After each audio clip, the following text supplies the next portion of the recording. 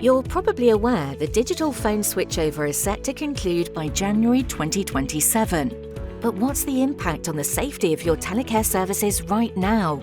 The 2027 deadline is somewhat misleading. In reality, many areas are already on the digital network. For the telecare industry, this creates a unique challenge, as analog devices struggle to traverse the digital networks. As a result, there's been a significant rise in first-time call failures when a telecare alarm call takes multiple attempts to connect or fails completely. First-time call failures across the UK currently stand between 11 to 30%. That's hundreds of thousands of emergency alarm calls with delayed responses, putting people at risk. Some digital monitoring platforms can see this failure rate by knowing a call has been raised but failed, whereas some analog platforms are not aware of a failed call. These failures usually occur in two ways and are caused by analog and digital compatibility issues. Analog alarms send audible tones through the phone line much like a fax machine. If you were to pick up the phone to a device, you'd be able to hear these tones, which are distinct in their pitch and timing. The equipment at the monitoring centre deciphers these tones to get information about the call and the device.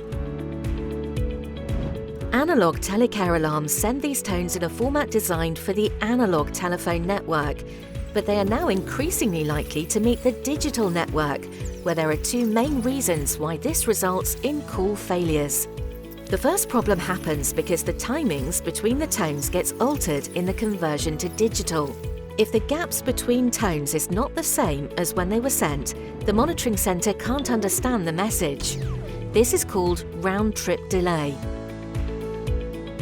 The second problem happens when the tones themselves are distorted as they convert to digital.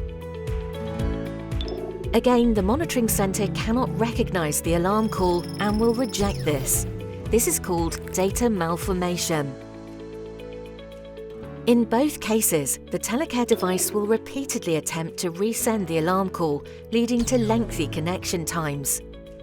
This is known as first-time call failure. If the call continues to be rejected, this will lead to a total call failure. But these issues are not always obvious. To the person making the telecare alarm call, it simply seems to take a very long time to speak to an operator. And the operators don't see failed call attempts, as these can only be identified by later analysis. This means you may not be aware of the scale of the problem, and unfortunately, it's only going to get worse, particularly as ISDN is withdrawn and replaced with purely digital services, which you can find more about in our next video. So, what can you do about it? The first step is to understand your current position.